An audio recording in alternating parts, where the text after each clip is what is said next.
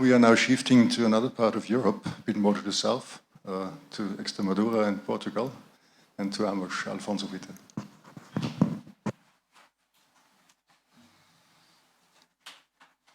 Well, good morning, and thank you very much to Rainer team and Life Eurokite to invite our organization to participate in Life Eurokite. Our participation is a little bit different to the general part of the project. We have as a pilot action in which we are going to reinforce the red kite population in southwest Spain. Okay, yeah. So why reinforce the red kite population in Spain?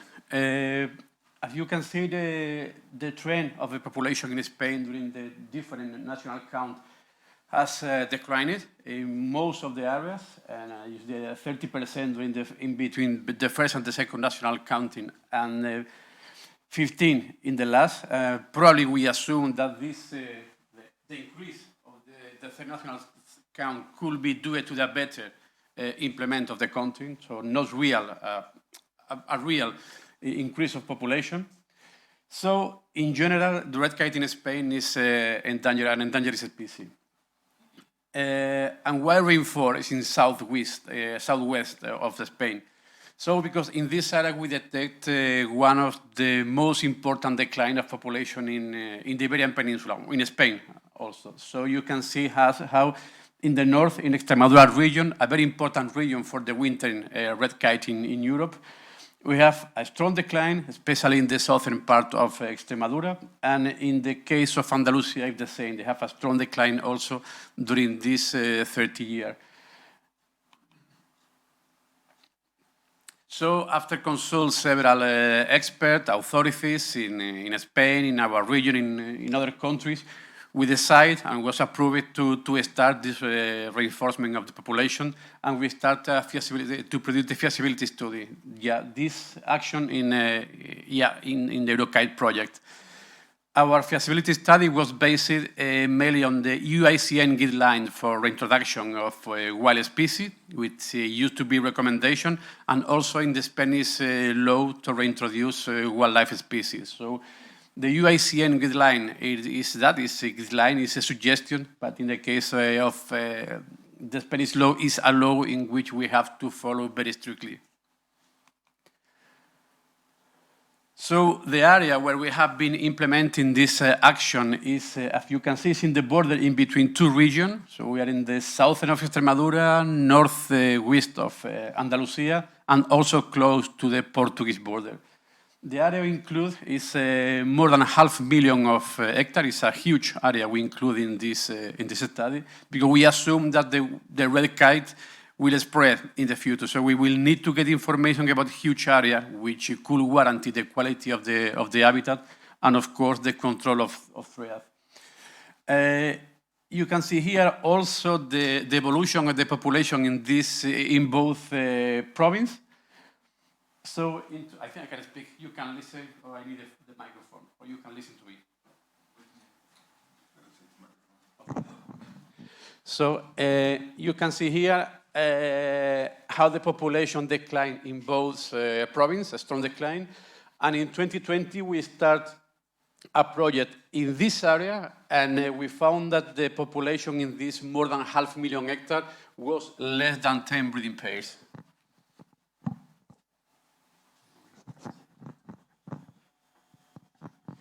So the first thing we do was to try to evaluate the habitat. The habitat in the area has suffered a huge change in the past. And you can see that the vegetation is more than 60% is a forest area, with 30% of open areas. So it's the mosaic habitat that the red kite used to need.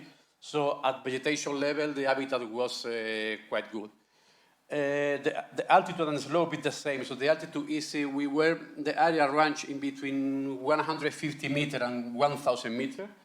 And the slope is very also, we have not big slope area. So it's a hilly area with an open forest. So at habitat level, the habitat seems that has good condition for the red kite. Another thing we analyze before to start with releasing the bird is that to evaluate the food availability. If there is food in the area, we have lack of food in the area. So based on the scavenger behavior of the red kite, we analyzed the number of carcasses that could be available in the field for the red kite. As you know, due to the bad cow disease, it was forbidden in great part of Europe to the abandon of the carcass, even in Spain. But fortunately, in some region in Spain, due to the vulture and scavenger population, it was allowed the abandon of carcass for wildlife conservation. So these two regions, Badajoz and Huelva, they are included in important areas for vulture conservation. So it's allowed to leave the carcass in these areas to protect and to feed in the better way scavenger population. You can see the number, you can see low there, the number of goat and sheep. We didn't use the cows because the cow is not allowed to abandon, and the cow is not a carcass used by the red kite. They prefer small size ungulates.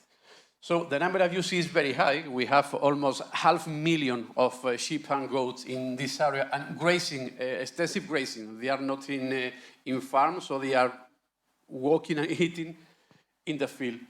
And with a normal mortality of in between 3 and 5%, the number of carcasses we could have in this area is in between 13,000 and 22,000 carcasses per year in this area.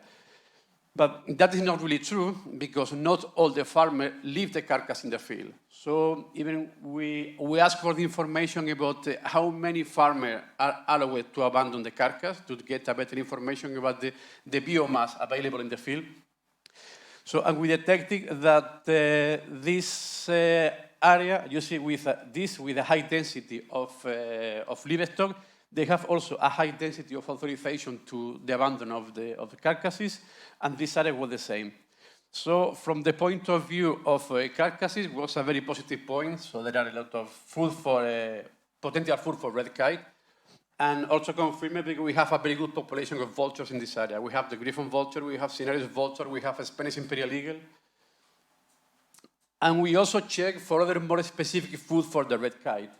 So we search for the number of avian poultry farms, but even when for them it's forbidden to leave the chicken carcass abandoned, sometimes they do.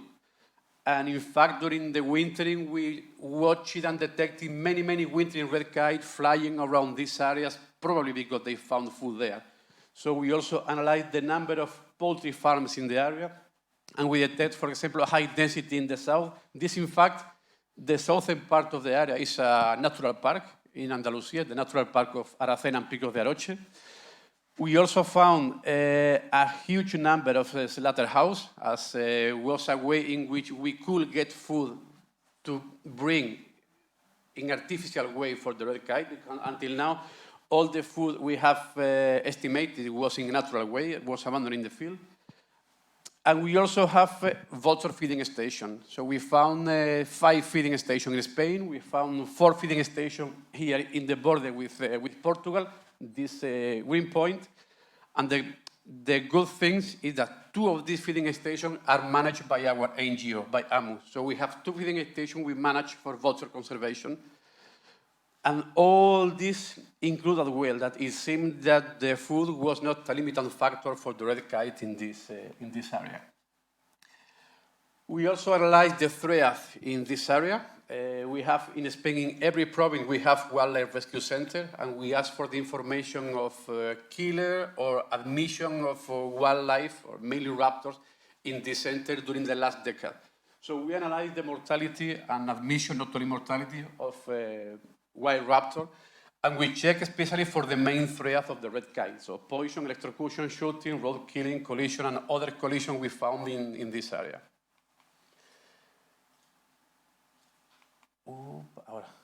Again, the poisoning, that is the main threat for the species at global level.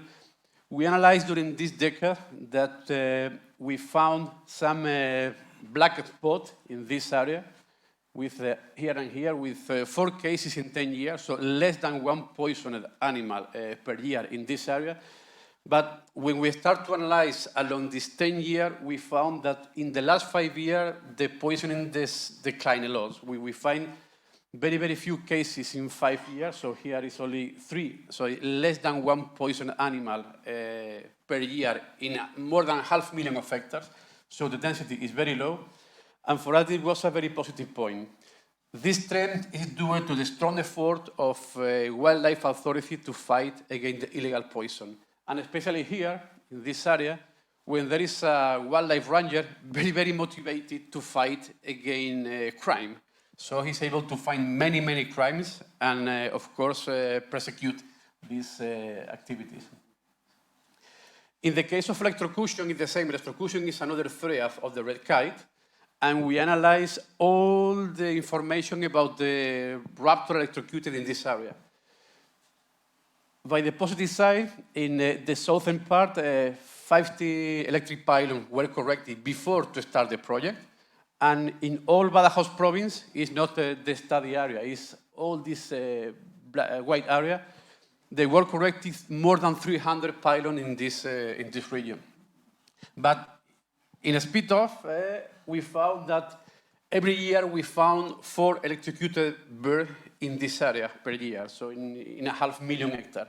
Most of them were, as you can see, 40% were griffon vulture, 20% were great eagle owl, and many other species were the other 40%. But no record of red kite electrocuted in this area in the database of the regional government. Shooting is the only threat we detect that affected directly to the red kite. In this case, we have almost 1 red kite per year shooted in this area during this decade. In the case of the southern pan, we have information only from the last 5 years, not the full decade. But in addition to red kite, we found that we have a little bit more than 1 bird shooted per year, which could be an important threat at a local level. But when we analyze at global level in this huge area, well, this was one of the points that we were discussing a lot with authorities, scientific, and advisor team we have had in the project. About the collision, it's the same. We have not found record of red kite collisions with power line, road killer. Fortunately, we have not wind farm in the area and surround, so there is no mortality. But we found that some other species impact with fences, mainly. So great eagle owl is a very common species to impact with fences. And almost 2 individual road killers per year in this area.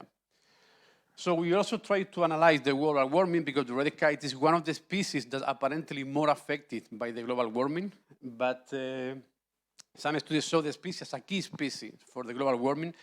But we were not able to analyze the concrete impact that global warming could have on the species. So I think that this was one, in my opinion, one of the weak points we analyzed in the project. So apparently, another thing we analyzed was the impact or interaction to release a new small population in this area with other species. And in previous projects in the UK and Italy, this impact or this threat was not detected. And in case also for potential predation of the red kite, our area has a low density of big eagles, potential predator of the red kite. So we have only 1 pair of golden eagle. We have not Bonelli eagle. And the only Spanish imperial eagle are juvenile that came only during the winter. They are dispersal bird. And we have a low density of Jeanette martin and great eagle owl. So we have only a couple of pairs, but we will see later that the evaluation we did in this case have shown another reality. So that is a very important point, how the local people accept this kind of project, because we are working with endangered species, very long project, very expensive project, a long-term project. So it's really important to show to the people, even involve local people in the project. In some of these areas, we have started previous projects with black vulture and one specifically with red kite, mainly for census and counting the population, and we include a small action, awareness action with local people, mainly with kids, because it's a way to reach the population in a wide range, but also with the potential main focus of threat. So we have several meetings with livestock breeder, with hunter, and with natural park manager. We also try to show that the back of the red kite to this area could be a resource for local population. So we are trying to promote a tourist product with local agencies in Extremadura to promote the bird watching, to show that the presence of the red kite could be a resource, because if people came to watch the red kite, they will need to eat there, they will need to sleep there. So we are trying to create a product in which local population is the main benefit of this action. And of course, the huge part of our budget is invested in the area. So all the people we have hired are from the area. Most of the external assistance we have came from the area. So most of the budget of the project keep at local level, which make the feeling to local people that we keep in mind them and that the wildlife is able to give money to them. It's not only for ecologists, biologists, so they can get a result from that. And of course, we have to guarantee the economical resource of this project with a species as the red kite. It's a long-lived species. This project can spend several years. They are not cheap. They have to be expensive. It's really necessary to guarantee the financial for long term during all the project. So in this case, the Life Eurokite support a big part of the project, but we're able to join public bodies, private company. So now 90% of the project is warranted, so there is no risk that the money could be a limiting factor to implement the project. We also have to identify the problem with potential diseases. So we are going to move animals from one country to other. And now there are some species, some diseases that in Spain we have, and also in many countries of Europe, you have the obligation to declare as avian flu, Newcastle, West Nile. These are obligatory. So we prepare sanitary protocol in the UK with the Royal Zoological Society, and in Spain with AMUS, because AMUS, one of the main line of AMUS is a wildlife rescue center. We receive in between 1,500 and 2,000 animals per year. So we have a very good staff to control this threat. So we have also to evaluate that to collect and remove 100 nestlings from one population will not have impact on this population. Of course, we don't now create another population when other is paying a tax, we can say. But well, we decided to collect the bird, and thanks to Duncan, he's here, from the British population for several reasons. The British population has been one of the populations with a higher rate of growing in the last year, thanks to reintroduction project, and by the way. They have now 6,000 breeding pairs in all the UK. They have also a high density of red kite in England, in southern UK. And previous projects implemented in Italy show that the collection of 100 nestlings in even population with no high numbers in the UK has no impact on this donor population. And by casualty, some of the population created in the UK in the 19th were created with birds coming from Spain.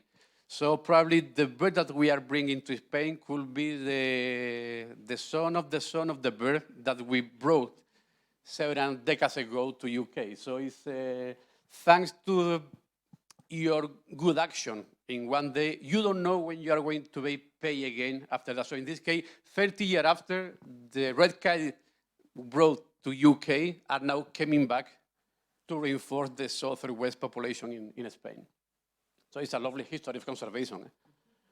So how are we going to release them? So we have using the hacking technique, because it has been the method used in several projects. There are other techniques, but are not being only things. So all the feasibility study is you can do by yourself. I prepare a lovely study, I do for myself, and no problem. But we create an advisory committee to analyze all the information, all the documents, and of course, accept the critical and to create a better document and, of course, a better result to prepare the reintroduction. So here you have a long list of specialists reintroduction and conservation red kite along all Europe. And thanks to them, this document and the guideline was much more better than we did at the beginning. So the conclusion is that we have a very low population. The habitat have good condition. There is no problem of food.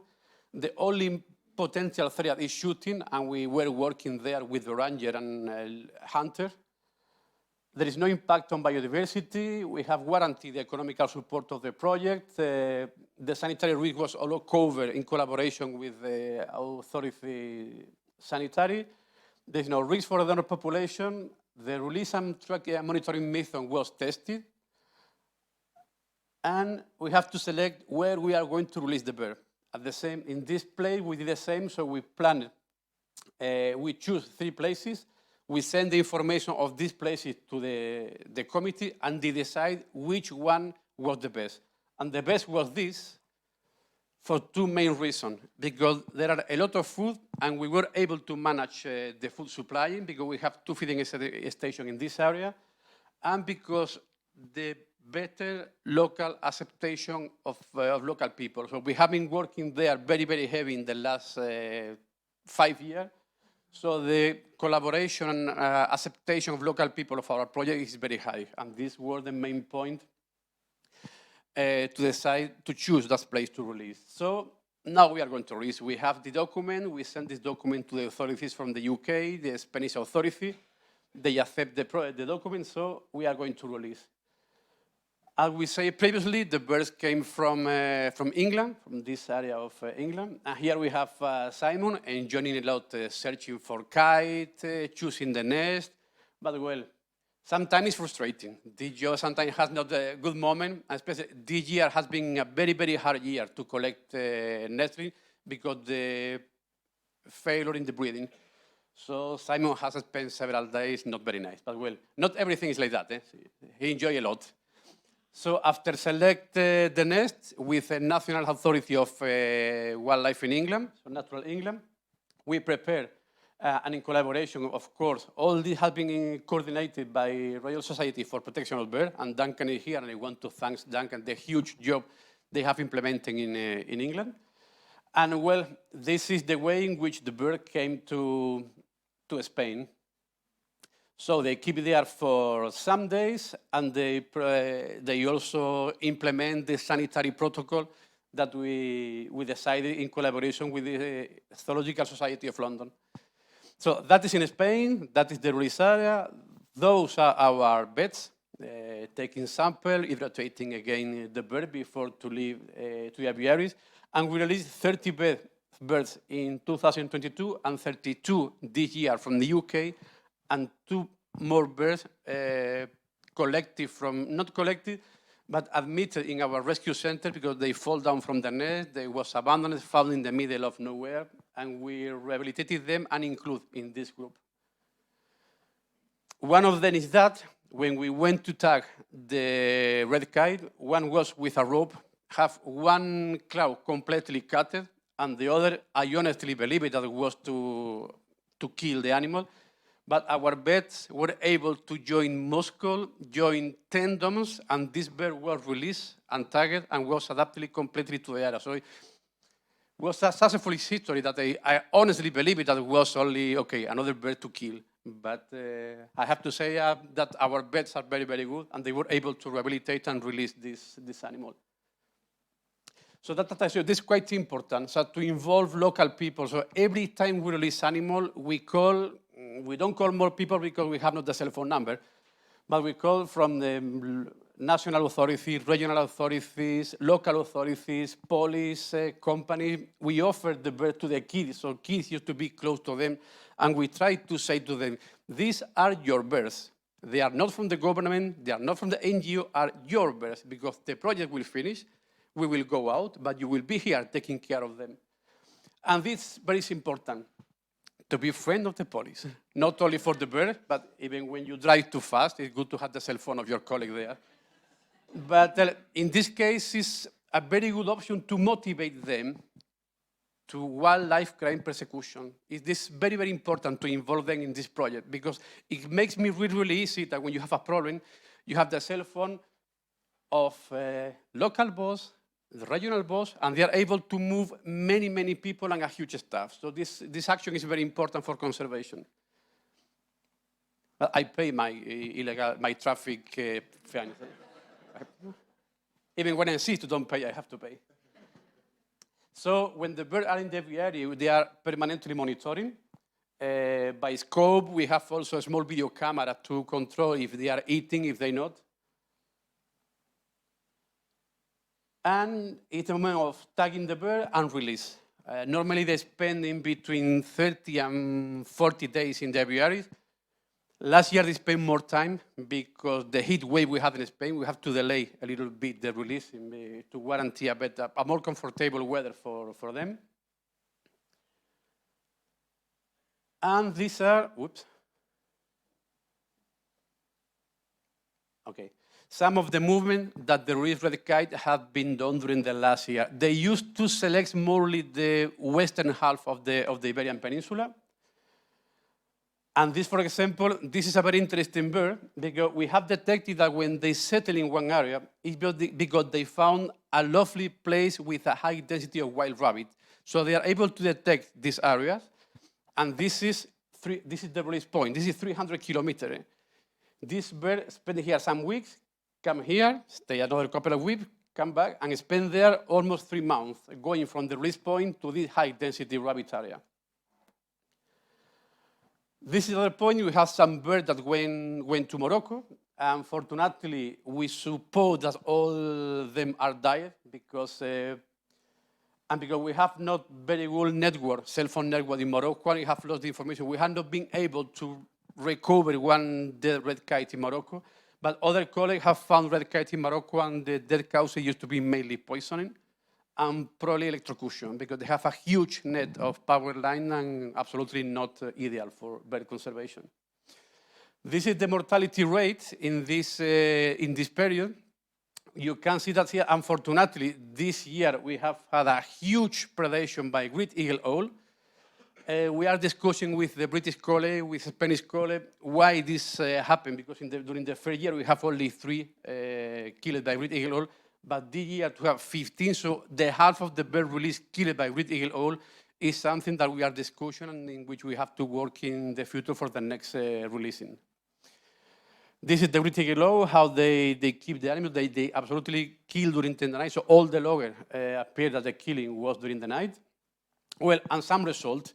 So some result that last year we have the first breeding attempt. So birds that less than 1 year started to breed. They build the nest with a male, with a wild female. But because we support it because the too much young, this male, the breeding was not successful, but they build the nest less than 1 year after release. This is another very important thing, the correcting of pylons. I'm going to explain here a little bit because I think it's important. The area where we are working is very huge, and we have a very good collaboration with the electric company. So that is the rate of pylon correction of this company in all the province, not in the study area. What's happened that? What is a strong decline? It's not because they don't want to do it. It's because at that time, we have a meeting with them, and we say, why you are correcting not dangerous pylons? Focus the effort and the budget in those dangerous pylons. So we make a study, we analyze together with them the kind of dangerous pylon they have, and we did like that. So in 1 year, they have the goal to correct 170 pylon per year. This year they have corrected 71, but the more dangerous, they are not, for example, this is not dangerous pylon, and they are correcting. So in my opinion, they are losing the money because this is not a dangerous pylon. So it's very important to help them to identify which pylon must be corrected and focus the effort there. So now the agreement we have with them is that they are going to correct in the next 5 years more than 500 dangerous pylons in the area with a budget of almost €500,000. And this is an extra money, but not came from the LIFE project. So it's an addition that the company is going to add. But this fund came from the European Union also, for next generation fund that are supporting this, this correction. This is another case of urgent actions and not only planned the correction. We also, when we found one electrocuted bird, we called them. And because this good relationship with them, you can see that we call them on 12. We wait 2 days until the ranger came to take the carcass, because in Spain, the wildlife, the electrocution is a wildlife crime. Electric company can have a huge penalty because of electrocution. So we cannot touch the animal, must be a police. So we called the police, need 2 days to come, but on the 1st of September, so 2 weeks later, the pylon was absolutely corrected. So they are really fast and they are very proactive. This is another result. We have the project is unfortunately one of our birds poisoned in northern Portugal. And as Rainer will show later, in Portugal we have had a huge mortality of wintering birds, especially in the southern part of the country. What means that? That we have been, this is quite important to do. That is other point to do. In some areas where we don't know very well people, especially the police, it's absolutely important, don't leave them alone in the field. It's very, very important to go with them, to help them, to give information, to be on the ground, because this makes to you easy the job later, and sometimes they call to you even before. So in Portugal, we decide that every red kite day in Portugal, we will go there. And we never had spent more than 24 hours sign detect the mortality signal until be with the police in the carcass. So we have been very fast, because we know some problem we have in Portugal, and that is really important. So because this high mortality and good relationship with the police, with the public bodies, even with NGO, this case of Portugal was our first red kite risk died in Portugal, so I was not very happy when I called to the police, and especially to the ministry, because they have a huge impact on our project, and they decide that this will be the breakdown point of wildlife fighting poisoning in Portugal. So what they decided? They wanted that the process was absolutely clean and perfect, because in the tribunal, nobody can reject the project. So the new public prosecutor say that we are going to close the investigation very well, because they are trying to, for the first time in Portugal, to close a hunting area for 1 year due to the poisoning. So this is a breaking point. In Spain we used to do, but in Portugal it's going to be the first time. And it's going to be the first time because the release bird and because the previous work we have been done with the authorities. I think I'm finishing. Because this is also a man arrested because we found the guy using poisoning. After 25 years in my life working with life, it's the first time that we are able to arrest a guy in the moment.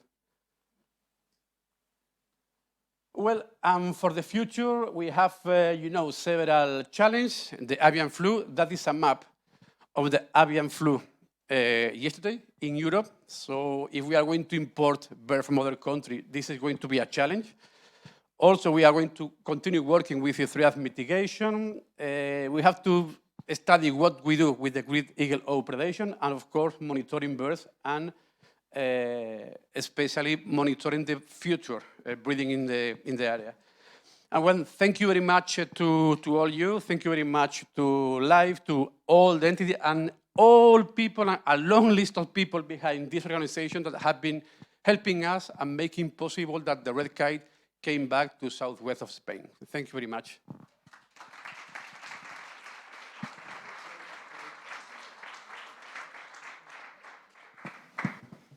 Thanks a lot, Alfonso, for the presentation. It was no, not yet. 5 minutes left for discussion.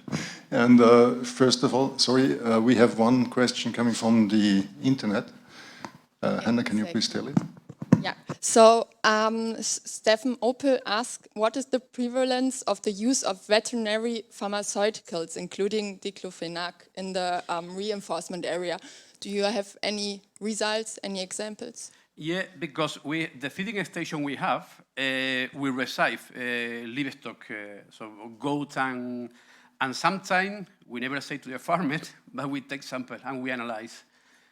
Diclofenac is not being used in Spain for only one reason, because we have other products cheaper than diclofenac. When the diclofenac declines the price, we are going to have a huge problem in Spain. But until now, we have not found. In Portugal, we have found one black vulture, a nestlin, with a small trace of diclofenac. So it's running in the area, but not with a huge impact. And because we analyze many sampling, some carcasses, we haven't found it, because the area where we are, they have extensive risk in livestock, so for them it's quite difficult to inject medicine, because most of the animals, when they die, yesterday called a livestock breeder and told me, Alfonso, I have a sheep for you. Okay, we're going to meet there. No, the vulture finished. You don't need indefinite extension because the vulture have been eaten.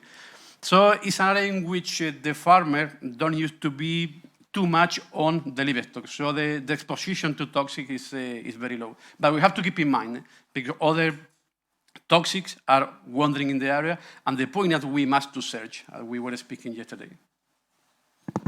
Thanks a lot. There was a question from Torsten, I think, and then the second one, the third one. I'm not really sure if I missed it or if you didn't say it. Do you really know exactly the reasons for the dramatic decline in these two provinces?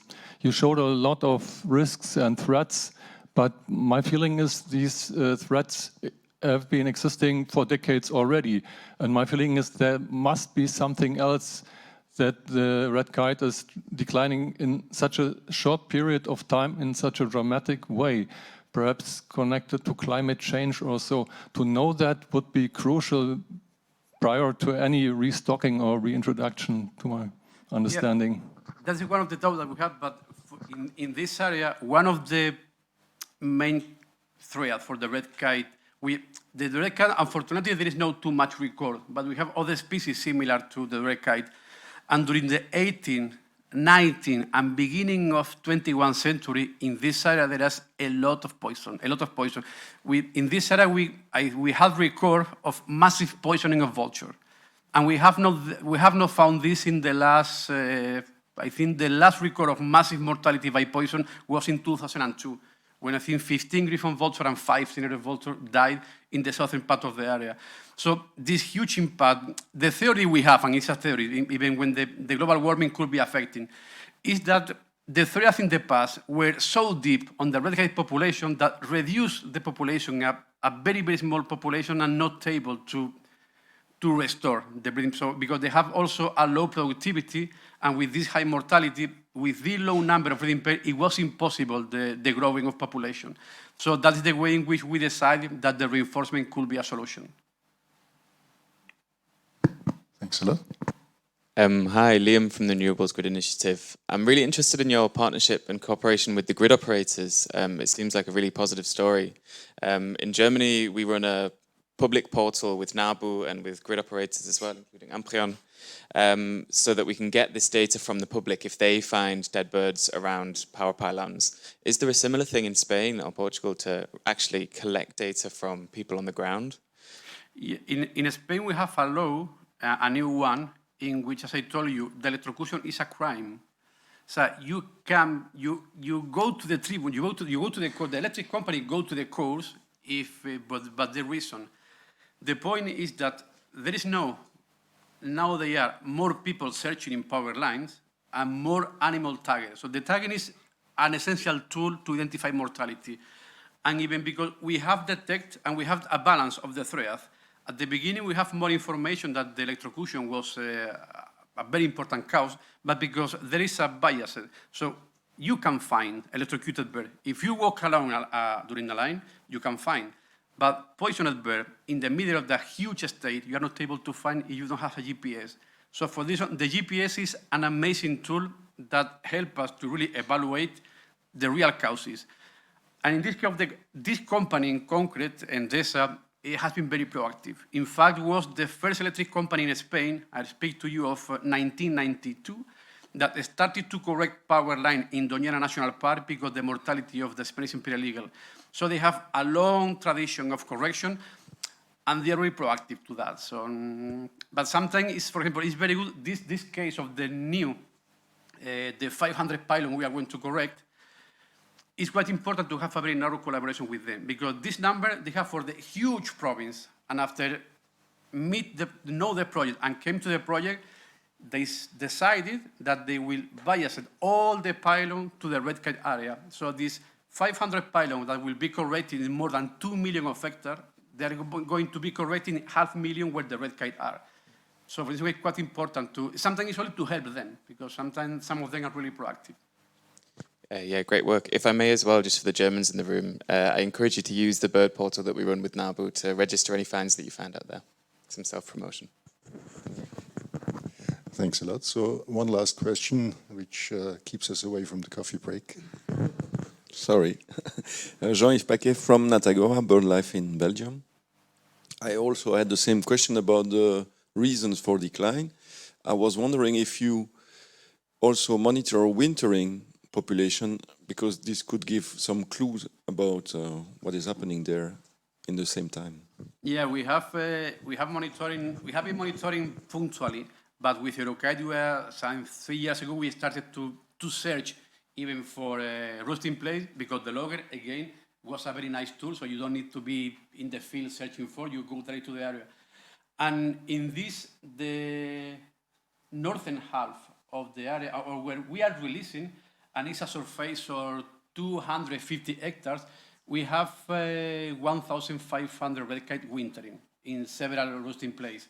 So the information we have now is that it's more or less stable. Sometimes they change the roosting place, but the global wintering population in this area has been stable during the last 3 years. Unfortunately, we have not more information previously, but the wintering population is quite important there. And really concentrated in this area. Okay, thanks a lot for the answers and for the discussion. The rest of the discussion has to be shifted to the coffee break, I'm sorry. But there's still one boring administrative issue. For those who have not already registered what they want to eat, please do it when you go out. And also if you stay there in the evening. Thanks a lot. We have now a coffee break for half an hour. Downstairs, okay? So we start again at 11 o'clock. Thanks a lot.